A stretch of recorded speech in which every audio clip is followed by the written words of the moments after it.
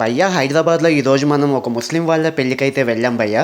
ఒరే సన్నాసి, పిలవని పెళ్లికి వెళ్ళిపోయావా అని అనుకోకండి, వాళ్ళు నన్ను అఫీషియల్గా పిలిచారు భయ్యో. ఇక వెళ్ళగానే బాణసంచ కాల్చారు. అదే నేను వచ్చానని కాదు, పెళ్లి జరుగుతుందని. ఇక పెళ్లికి వచ్చాను కాబట్టి తెలిసిన వాళ్ళని తెలియని వాళ్ళని అందరినీ పలకరించేశాను భయ్యా. ఇక నెక్స్ట్ నా కళ్ళు భోజనాల వైపే. ఈ హైదరాబాద్ ముస్లిం వాళ్ళ పెళ్లిలో నైట్ 10 అయితే గానీ భోజనాలు పెట్టరు భయ్యా. ఒక పక్క కడుపు కొలిమిలా కాలిపోతుంటే వేడి వేడి హలీం తీసుకొచ్చి ముందు పెట్టారు భయ్యో.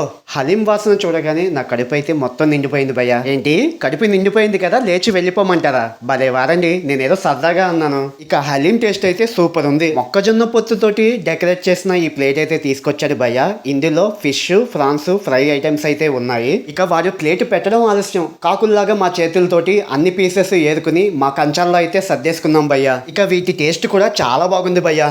ఇక నెక్స్ట్ కంచం ఏంటి ఎంత పెద్దగా ఉందన్నట్టుగా ఒక పెద్ద ప్లేట్ తీసుకొచ్చాడు భయ్యా. ఇందులో chicken roles, chicken tikka, KFC chicken అయితే ఉన్నాయి. అంతే బూరెల బుట్టలో పడినట్టు ఈ రోజైతే మేము చికెన్ బుట్టలో అయితే పడ్డాం భయ్యా. ఇక టేస్ట్ విషయానికి వస్తే గుళ్ళో ప్రసాదానికి, పెళ్లిలో భోజనానికి వంకలు అస్సలు పెట్టకూడదు భయ్యా. ఇక నెక్స్ట్ ప్లేట్ లో అయితే చికెన్ కర్రీ అయితే వచ్చేసింది భయ్యా. ముక్కలు చూస్తుంటే చాలా ముద్దు ముద్దుగా ఉన్నాయి భయ్యా. ఇక టేస్ట్ చేద్దామని 2 ముక్కలు ప్లేట్లో అయితే వేసుకున్నాను భయ్యా. అసలు విషయం అడగడం మర్చిపోయాను, మీరెంతకీ ఎప్పుడైనా ముస్లిం వాళ్ళ పెళ్లికైతే వెళ్ళారా? అక్కడ భోజనం చేశారా?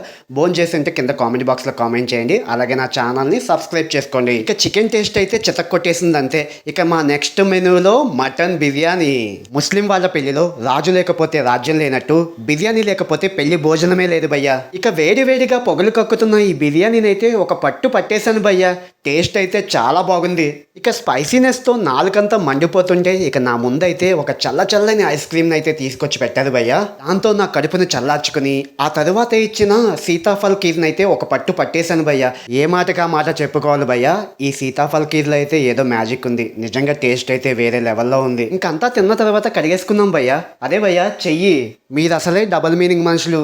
సరే కానీ ఇంతకీ వీడియో మీకు నచ్చినట్లయితే నా ఛానల్ని సబ్స్క్రైబ్ చేయండి, లైక్ చేయండి, షేర్ చేయండి, బెల్ ఐకాన్ కూడా క్లిక్ చేసుకోండి.